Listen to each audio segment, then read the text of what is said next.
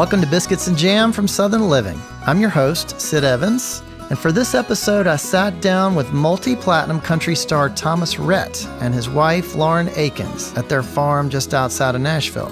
We talked a lot about college football and how this duo has managed to stay married for more than 10 years despite rooting for some very different teams. Thomas Rhett grew up in Valdosta, Georgia, where his father and grandfather primed him to be a Bulldogs superfan. Meanwhile, his wife, Lauren, bleeds the orange of the Tennessee Volunteers, where she went to nursing school. We talked about the deep roots of their fandom, some of their game day traditions, and the very hot topic of which team their kids are going to root for. All that and their favorite tailgate recipe on this week's Biscuits and Jam.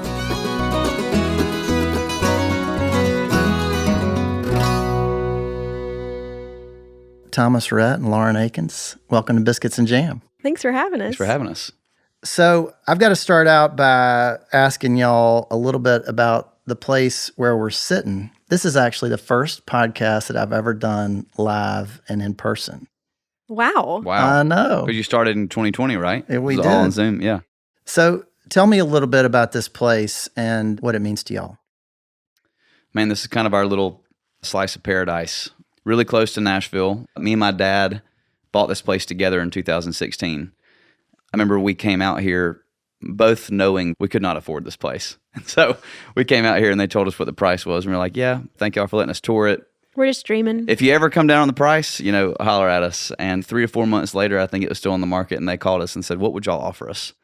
I remember we made an offer and they took it. That was 2016, and it's kind of like an ever-growing project. I mean, you come out here today and there's a bunch of horse fences and clearing of trees, and Lauren has gotten into the horse game, and I have followed alongside, and we're about to get a bunch of horses out here, and hopefully this is a place we spend a lot more time at with our families and doing more holidays out here. But this is our slice of heaven outside of Nashville. So. For sure. I mean, we've had family and friends get married out here. We spend anniversaries. This is where we did Valentine's. It's so easy to pop in. You can just come and stay a night.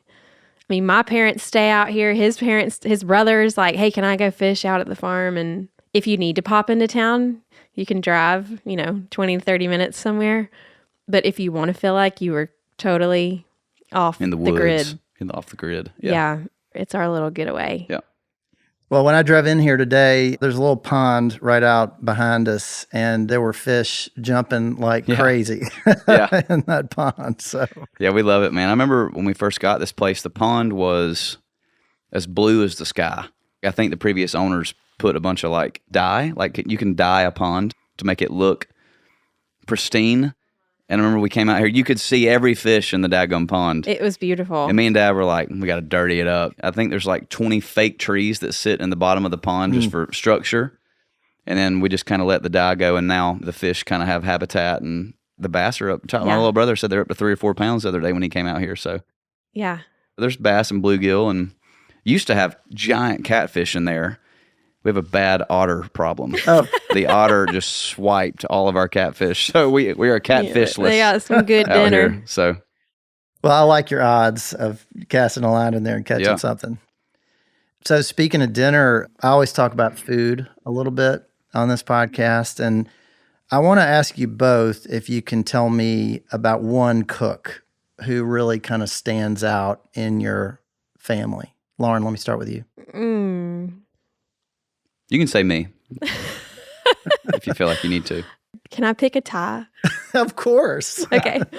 Both of my grandmothers, I mean, when I think of home-cooked anything, or even holidays and the nostalgia that goes along with what you fix for holidays or birthdays or game days or whatever you're celebrating, I think especially in the South, food is such a huge part of that.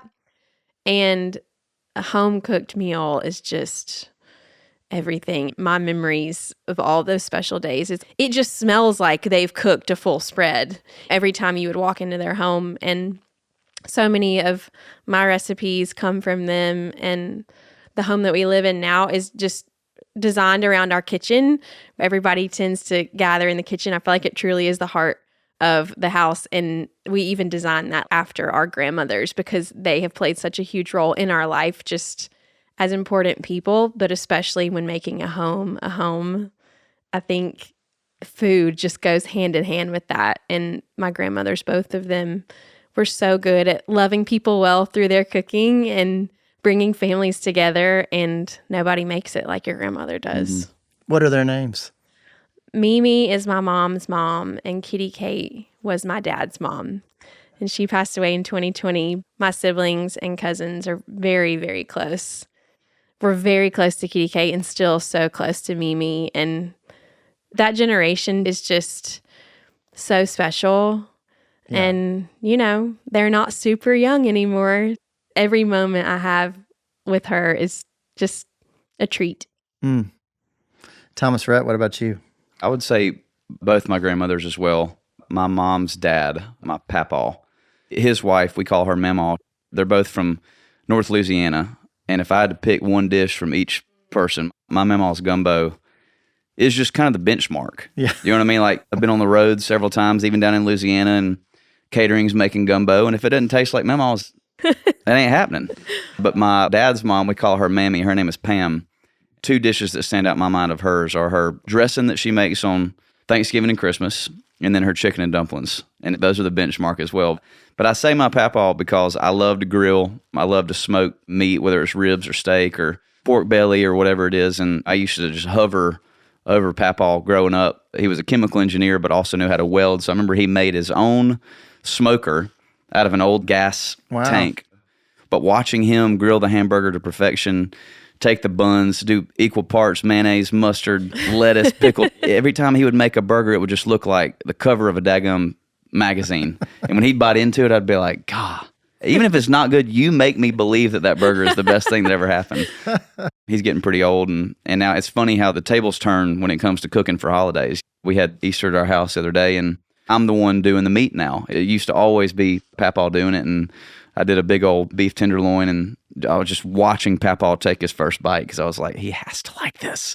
The torch has to be passed. Some of my most vivid childhood memories are my grandparents as a whole just cooking for holidays, or my mammy down in South Georgia would make us tomato sandwiches for lunch. Mm-hmm. Bunny white bread.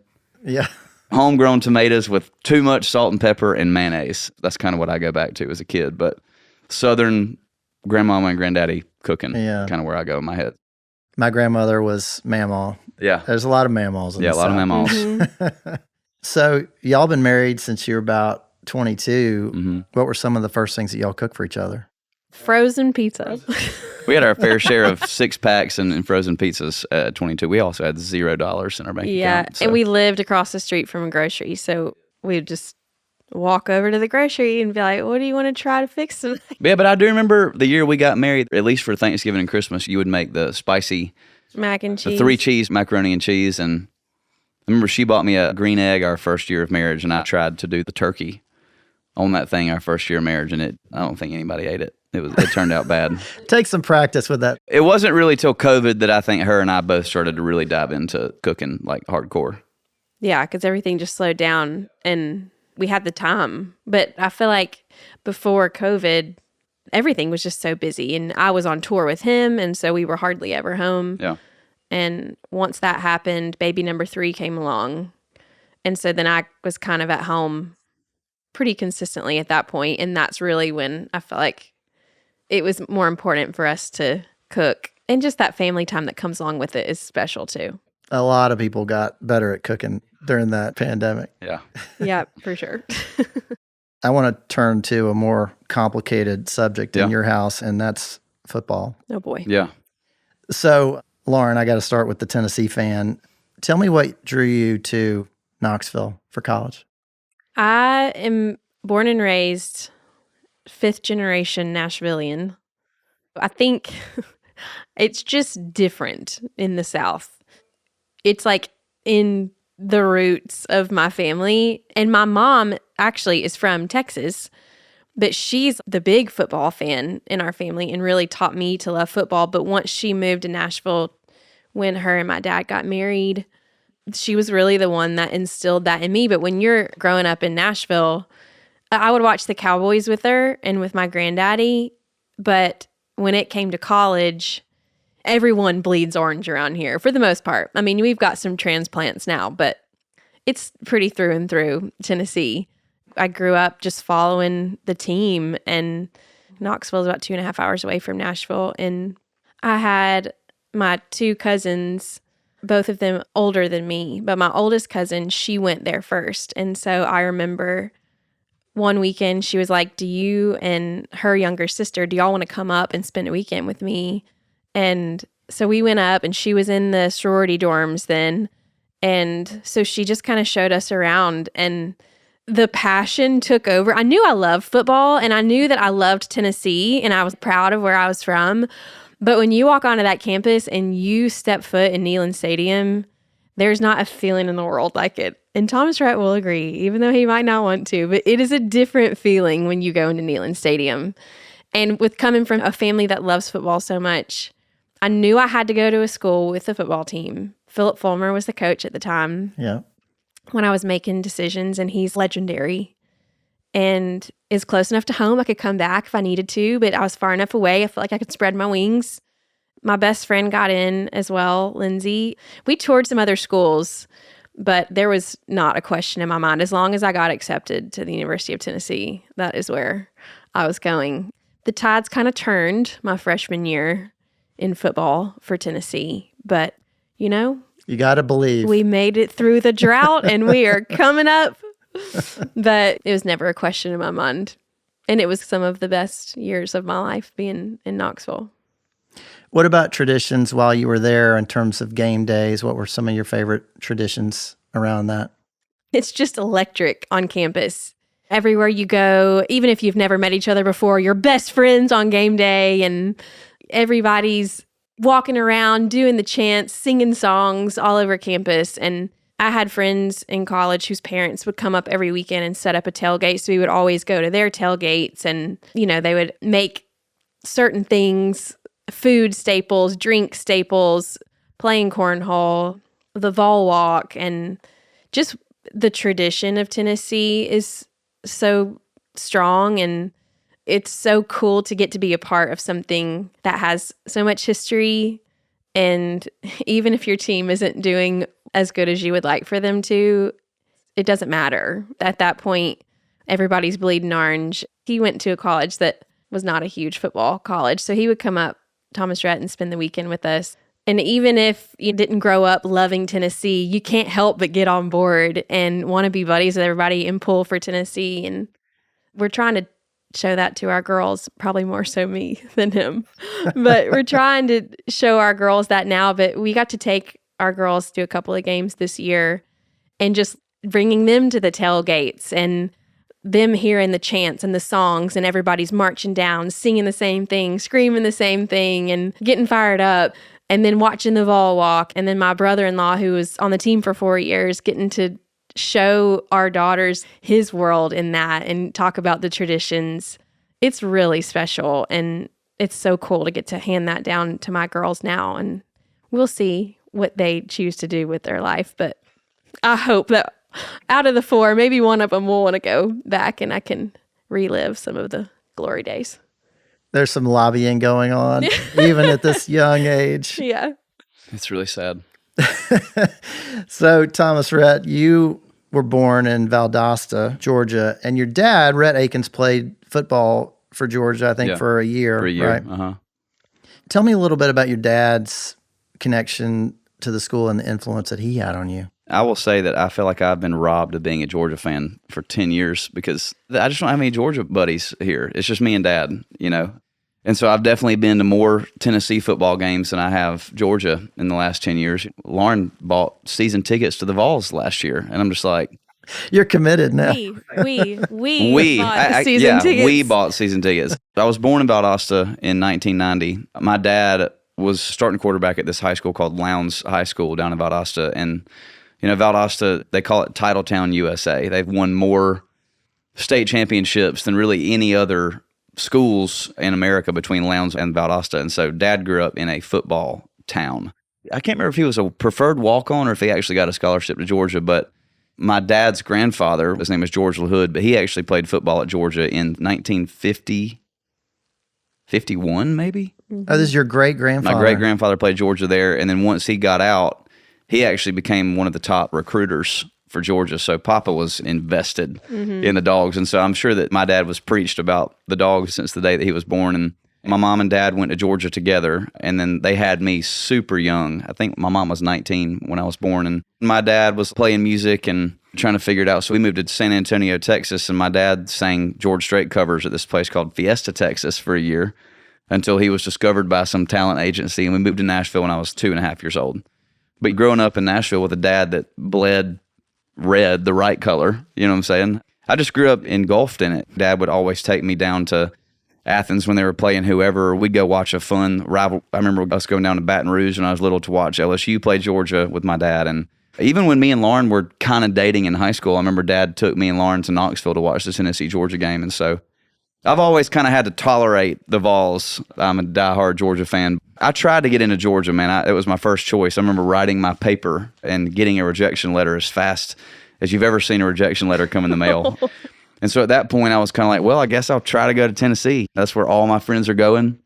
Got denied from Tennessee. I'm not a good test taker. I didn't do well on the ACT. And then my third choice was to go to Auburn, and then I got rejected from Auburn. The only school that I got into was Alabama, and I was just like, again, no offense, I can't do it. but I can't do it. It's against my religion to go to Alabama.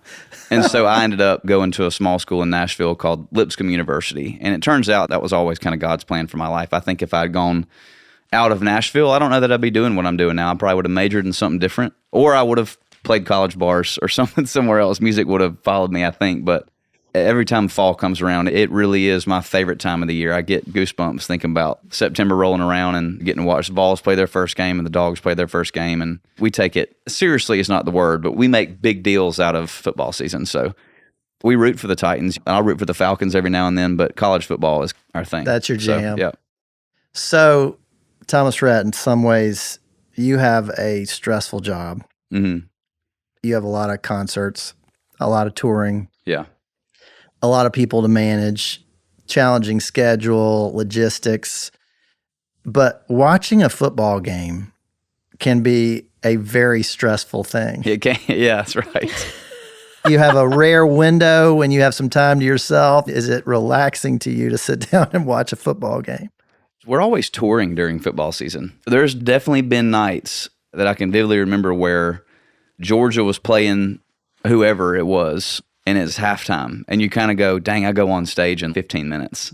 You kind of are at this crossroads of just like, do I push the show 10 minutes just to see what happens? Everybody that I've ever brought on the road, too, is diehard football. I remember we ended our tour last year in Columbus, Ohio, a town that probably doesn't care if the Vols are winning or losing. But I'll never forget my buddy Connor Smith, who opened up for us last year. It was Tennessee versus Alabama this past year. And I remember there was 2 minutes left in the football game, and Connor had to go on stage. And every time a song would end, he'd go back to the drum riser to check his phone. And I'll never forget was it Alabama missed a field goal? Is that right? Or how did Tennessee win that game? They did. They missed one. Yeah. But I remember because I was watching Connor play that show, and I was giving him updates from the side of the stage while I was playing this show.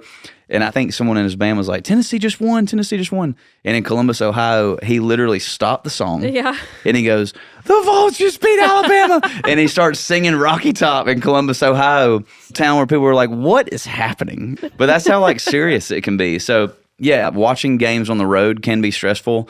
And if the Dogs lose right before you go on stage, it can kind of set you back a little bit. But I love getting to watch games on the road. There's always so many football fans out there. We always set up a big TV out in the parking lot, and we all cook wings or order Chick-fil-A or something like that and sit and watch the games, but it's such a blast. Best game you ever saw in Athens? Probably this past year when they beat Tennessee 45-10. Oh, well, I shouldn't have brought that up. Is that right? I might have gotten the score incorrect. It might have been 55-10, but Okay. yeah, that was a great one. That was a fun one to watch. Lauren, what about you? Best game in Knoxville ever? Oh, I mean, this past year when we beat Alabama and I had our oldest with us, we rushed the field. We were like one of the first ones on the field. I've got a scar to prove it on my knee. I've got a picture blown up of her on Tyler's shoulders, my brother-in-law, who was on the team for 4 years.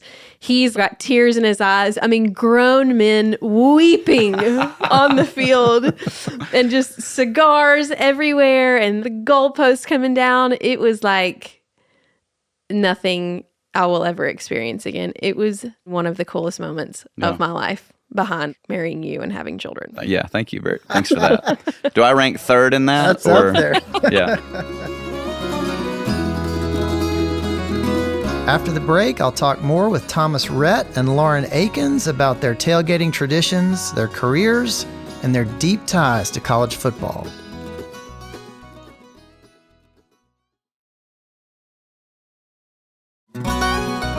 Welcome back to Biscuits and Jam from Southern Living. I'm Sid Evans, and today I'm talking with country star Thomas Rhett and his wife, Lauren Akins.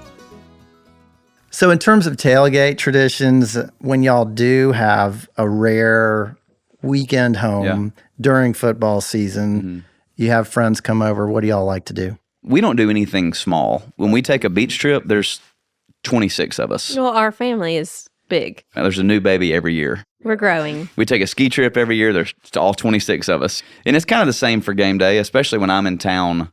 They do stuff without me all the time. But when I'm in town, I didn't mean that to sound bad. I mean, not because we want to. Yeah, it's just life doesn't stop when I'm not there is what I'm trying to say. But when I am home, I usually get, 7 or 8 racks of ribs, or I'll smoke a brisket. One of my favorite features in my house is our kegerator that we got to put in. So we'll get a fresh keg of like Shinerbach or something, and TV's on all over the place, and girls are running around like crazy, and the guys are trying their best to watch the game in between changing diapers and feeding bottles. That's kind of what it looks like these days. Yeah, it does. But it's so fun. And our girls can follow it a little bit now. Yeah. They call it flitball. Ada James is like, I don't want to watch flitball. Willa Gray is into it, though. She loves it. She's like, yes, Tennessee is winning. Tennessee is winning. She's really started to love it. And that girl looks good in orange, just going to say. But every now and then they'll put on a red cheerleading outfit, and it makes cute. my life. It's cute. I've heard y'all are into Frito Pie. Yeah. Is that true? I mean, I grew up eating Frito Pies, and I did a sponsorship deal with Fritos last year, and I think I ate 5 of them the day that we shot that commercial. I mean, I couldn't stop. They do spicy Fritos and put Tabasco on the top of it. Son, that's good. Need some gym time after that. You needed a lot of gym time. That's right. Lauren, I want to ask you about your time at Tennessee when it came to school and actually getting an education, and you were in nursing. That's right. Tell me some things that you took away from that experience that have stayed with you. It taught me work ethic, which is really hard at a big school like Tennessee. Growing up, I was pretty studious. She was smart. Pretty responsible, but the environment I was talking about earlier, you've got that just pulling you to want to be a part of the fun and the electricity and what's going on. It was really hard to find that balance. College is the first time for a lot of people that you're away from mom and dad and you don't have somebody saying you really should get to bed. I learned pretty quickly that it was not going to come as easily as I feel like high school studying did. But it was something that was very important to me. And I also just wanted to be respectful. My parents sent me to school, which is such a gift. But I also wanted to be respectful of them and not just throw away my education as easy as that probably would have been. I wanted it too. And so nursing school was very hard for me. It's a hard period. It's very hard. I have not had this totally confirmed, but I am 95% sure I was the lowest GPA that they accepted into the nursing school. And when I was applying at the time, you didn't get in as a freshman. You went to school for 2 years and then you applied and you could get in as a junior. So you take your courses leading up to nursing school, but then there were some girls and guys that would apply that have been at Tennessee for 2 years and that had to either switch majors or schools if you didn't get into the nursing school. And it wasn't even that low of a GPA, but it's just a very competitive program. And I do think they prepare the students really well. I prayed so hard. I was like, Lord, please don't take me from Knoxville. I know that I want to be a nurse and it's so important to me, but I don't think I can take it if I have to leave.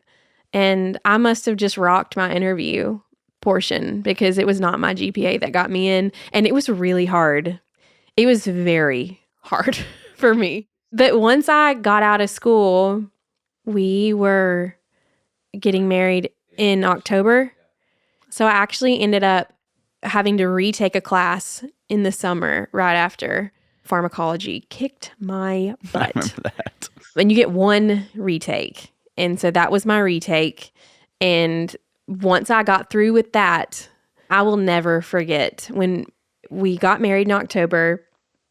And then I took a class preparing me for the boards for the NCLEX. And I took it the month after we got married in November. And it was one of the hardest things I've ever done in my life. But I passed boards the first time and I just cried. I just cried and cried and cried.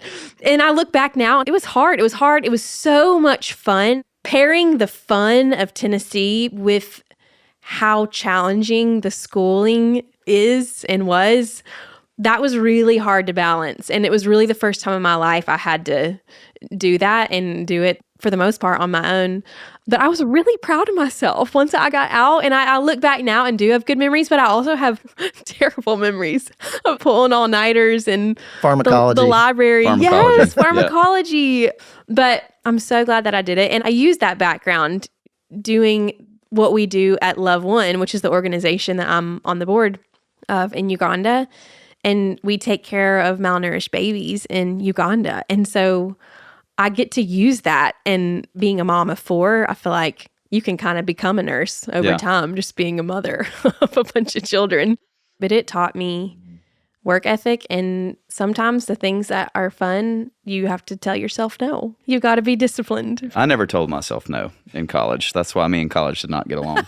So, Well, Thomas Rhett, you didn't go to Georgia, but you've done a lot with the school. You did a hype video for them that you narrated a couple of years ago. So I'm guessing you've probably gotten to know the school and some of the people there pretty well. What are some things that you admire about the culture at Georgia? I think one of the coolest things I've ever done in my life was, I remember in 2012, my first big tour as a young kid. I was the opener, so technically, I was the first artist to ever play Sanford Stadium. But I remember being there that day and just being in that environment. It's a place that I'd been to so many football games at, and then getting to take the stage that day, to this day, is one of my favorite memories of being on that campus. It's a cool atmosphere. I haven't finished school, but one day when I'm not on the road, I think it'd be so cool to either go back to Georgia or go back to Tennessee and finish out one more year, because I only have like 25 hours of school left. So if Lauren is down for that, I might go finish it at UGA if I get accepted. I think now schools are actually offering experience credit. Have you heard of this? No. Yeah. Really? Yeah, because do you get credit for touring and having 20 number one hits? Yeah, well, one of my best buddies played baseball at Lipscomb, where I went to school, and then went and played 13 years of professional baseball. And we went into his retirement thing honoring Lipscomb Hall of Fame. I was talking to some of the guys on the staff there, and I was like, I want to finish. And he was like, you can get experience credit now. I'm like, I'm here for that. Because I was a communications major, and I've done nothing but communicate to a mass group of people for 10 years. So this is a shout out to UGA. If y'all want to give me 20 hours of experience credit, I'll write you a thesis. All right? We'll do the thesis. Well, I have a feeling somebody at UGA might pick up on this podcast. I want to talk about music for a second. You've written quite a few songs about Lauren and Die a Happy Man, Life Changes. But I want to ask you about a more recent one called Angels Don't Always Have Wings. Yeah. What was on your mind when you wrote that song? I'm pretty sure I read something along that quote in a book that I was reading. You've heard the quote that you never know when you're talking to an angel, Yeah, I remember going in to write that song. Obviously had Lauren on my brain, and I look back at the 10 years we've been married and really the 25 years that we've known each other. Well, she has always been the rock, always been so solid. Even when I was having a couple hits and being asked to go on the road with all these people and being gone 300 days a year and bringing her along with me to ride a bus full of 9 terrible smelling band guys. Lauren's been through the ringer with me in the van days, the bus days, and now today's days. And she's always taken my life as a champ. And I say this a lot before I play the song live. And I look at Lauren sometimes and I do truly wonder every now and then if her body is completely just taken over by an angel, because it takes a lot of patience to be married to somebody like me. I think I'm getting better. Do you really say that? I say it every night. You should come to a show sometime. Oh, honey, that's so sweet. Yeah. But I think that song has resonated with a lot of people because I think whether it's your spouse or it could also be a brother, it could be a sister, it could be a best friend, somebody that's kind of been for you regardless of the state that you're in. That's kind of where that song came from. You should have slammed the door, changed the lock, and said adios to my selfish heart, to rid apart, and left me alone. Don't know why you were patient and wasted good saving on me. Maybe angels don't always have wings. Well, Lauren, you've been a volunteer in a lot of ways, and you've raised quite a bit of money for Love One International. Tell me a little bit about that organization and why it's meaningful to you. Outside of my family and Jesus, it is my passion. We're in our 5th year now, and Love One has grown exponentially every single year, and this is by far our biggest. We are based in Uganda, and our oldest is actually from Uganda, Willa Gray. She's 7. And so I think being a part of Love One means so much, even without looking at my personal family. But having a child that has come from that country, and that is her history and background, and her biological family somewhere is rooted in that country. It's so hard to look at those little children's faces and not see her face. So one of my very best friends, Suzanne Marinick, is the founder. And she also has a daughter from Uganda. And she pledged to herself as she was adopting her daughter, who was very, very, very sick at the time. She said, if I ever get her out of this country and we get back home, I'm going to go back there and take care of as many children as I can that are just like Josie. And so Love One exists to care for malnourished children, whatever that looks like. Obviously, nutrition is a big part of that. Medicine is a big part of that. Their home life is a big part of that, educating their parents or their jajas or aunties or whoever's caring for them. The educational piece is huge. But we have a center where we bring children in and rehabilitate them. And then the goal is to get them home with their families once their home is ready for them, meaning it's safe, their caretakers are there, they are educated and ready to continue caring for the child in whatever capacity they need. And since we were in our 5th year, we're able to have some of those children who were early on at Love One and now back home with their families, and to see them now just healthy and happy. And some of them are just chunky and plump. And you're like, oh my word, you're just a little slice of heaven and just so healthy and happy. And then you see these moms that take such pride in loving their kids well and having the education and the tools that they need to keep going. And then they have more babies. And then when they bring those babies are healthy. And so it's just incredible watching these families learn and go back to their villages, whether it's 30 minutes down the road or 7 hours away. It's starting to spread little bit by little bit all over the country of Uganda into all different districts and villages. But we are busier than ever. And right now we're in the middle of building a bigger center because we are just maxed out. And in COVID, they weren't able to go out and make contact with a lot of people. Only emergency services were allowed to go out and be with people face to face. But they eventually said that Love One qualified as one of those services. So we started going out into the villages and bringing food and doing what we call now as our home-based care. And so we've got children in our center, but then we also have nutritionists, doctors, nurses going out and volunteering all over the country of Uganda and caring for children that way. And of course, if some need to go to a hospital, we figure that out. I just got back from a trip not too long ago, and it was overwhelming how incredible our loved one staff is and how much pride they take in their jobs and how well they love these children and the communities. And it is just one of the greatest honors on this earth that I get to be a small part of that. And fundraising over here is what funds this machine, along with a lot of support and prayer. We have our fundraiser actually out here every year, and it's just so cool to get to be a part of, and something that just makes my heart so full and happy. And my kids get to see and be a part of it, and we're hoping that we get to take them really soon to get to see what all we've got going on. It's incredible. Well, the nurse in you must be very proud of that work. My heart is beyond full, for sure. And I do feel like however the Lord created my spirit, He has allowed me to truly step into every bit of my passion. And I'm just very grateful for that.